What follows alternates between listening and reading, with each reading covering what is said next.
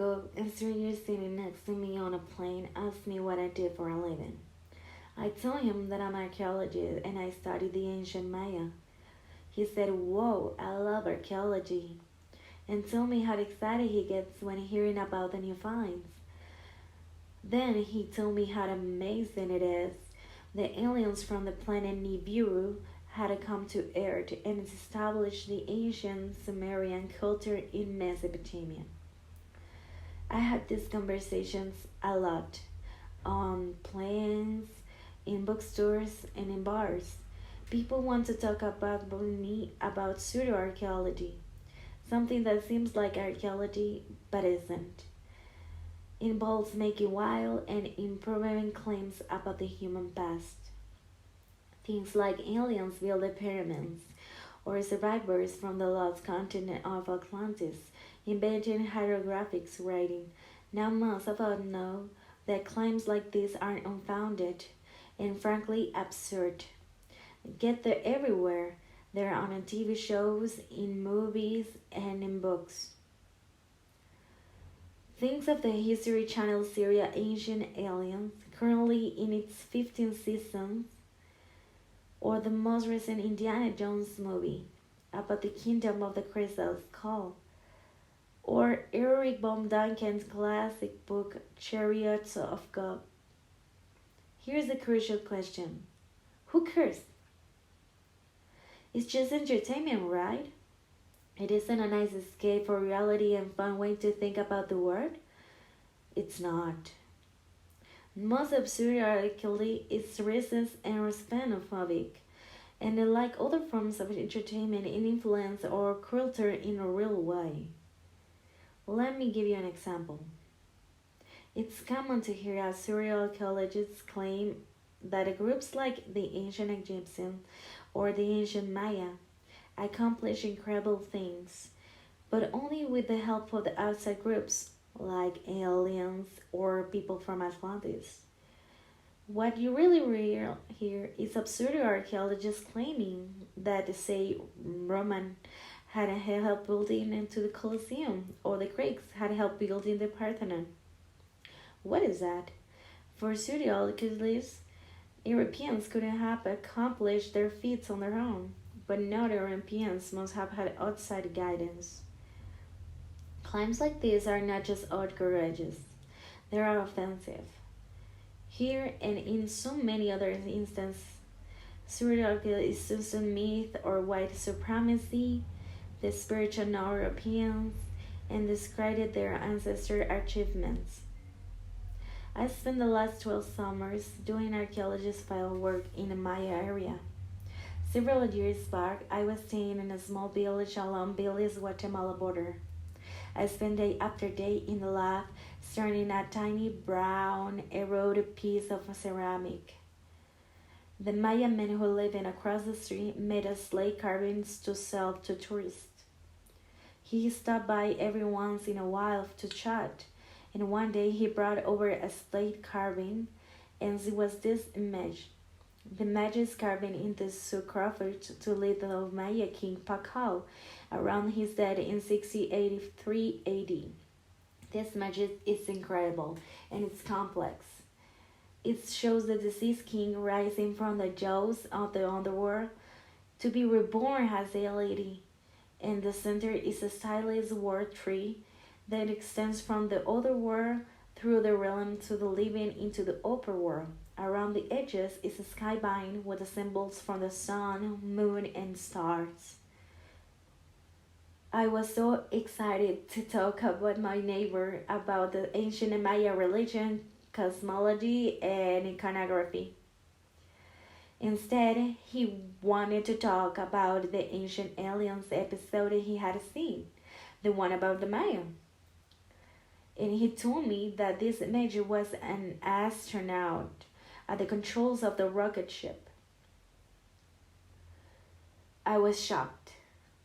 Instead of marveling at his own ancestors, he was out of a fiction alien. He even told me that one day he hoped to give this carving to Eric von Daniken, father of the ancient aliens phenomenon. Pseudo-archaeology undoubtedly harms the subjects, often endangers people like the Maya, but it also harms our reviewers. It harms of all of us, like other forms of racism and exacerbated inequality, and prevents us from appreciating and benefiting from human diversity. What's really scary is that surreality is a small part of the much bigger problem. It's just the one example of people getting story wrong on purpose, of people nulling and changing historical archaeological facts. Why would anybody do that? Often, the past is acknowledging change either to justify racism in the present or present a nicer version of history. A version of history that we can take all the pride in. 6 years ago, Jefferson County, Colorado became a battleground over how to teach American history to high school students. The bench placement curriculum had been expanded to include things like removal of Native Americans to reservations and the rise of extreme economic inequality. Members of the local school board were upset. They vigorous protests and the changes, arguing that the new curriculum didn't do enough to promote capitalism or American explanation. Right now, we are in the midst of the heated debate over public monuments to controversial figures. People like Robert E. Lee and Christopher Columbus. Should these monuments be left as they are, destroyed, or put in the museums? And what should happen to the protesters who defaced these monuments? Should they be praised for helping debunk a myth of white supremacy? Or should they be punished for violations of the lawlessness? What do we make out of scenes like this? For me, debate about the history curricula and public monuments suggests a similar message. First, the past is political. What we choose to remember and forget relates directly to current political concept. Second, we need to consider how to present the past. Who choose the content of history textbooks and subject matter of public monuments? Imagine how understanding of history might be different if it was told by the marginalized rather than the powerful. We can help combat racism and xenophobia today by changing how we think about the past. Archaeologists need to do things. First, we need to make our discipline more inclusive. We need to work with and enforce the sentence of the people we study. With Rachel Rebel's work at TSUCO, Mexico, it's groundbreaking, pun intended. For over a century, foreign archaeologists had traveled to the Maya area to excavate the things they thought that were history. Muscle temples and pyramids. Levanto took a different approach. Instead, he asked the contemporary Maya of TSUCO what they thought they was interesting, and turns out they didn't particularly care about the temples or the pyramids.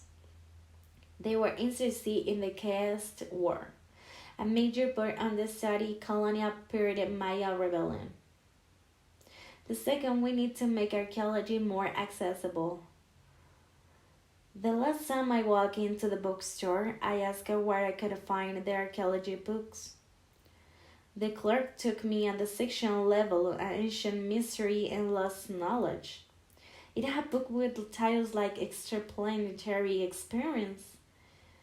And what is absolutely absurd about this? It's that real archaeology based in science, facts, and history context, and fascinating. You don't need aliens to make it interesting. It's up to us archaeologists to find new ways to share our work with the public. And this used to be the norm. In the 1950s, there was a game show on CBS called What is in the World?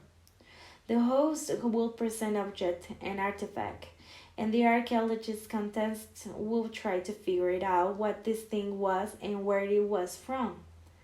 The show was funny and interesting and exposed a review to the diversity of human cultures. Beginning in the mid to late 1960s, archaeologists changed focus. Instead of concentrating on public engagement, archaeologists began working together professionally as the discipline. On the plus side, we now have to think like Bayesian analysis or radiocarbon dates are theoretical approaches like the new materialisms. But in the process, archaeologists left the public behind. Shows like What in the World became less common, and pseudo-archaeology emerged to fill the void. But we can all contribute to changing how we think about the past. When you see absurd archaeological claim, be skeptical and know if you post about Atlantis, tweet about the ancient aliens, or forward a clip of pseudo-archaeology TV show, even if it's not your intention, you made up promoting racism and xenophobia. Also know that the past is alive. It's political, it's ever-changing, and influence our daily lives in manifold ways.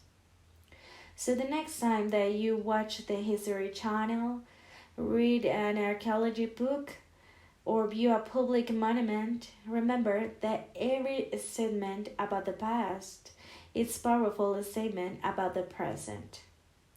Thank you.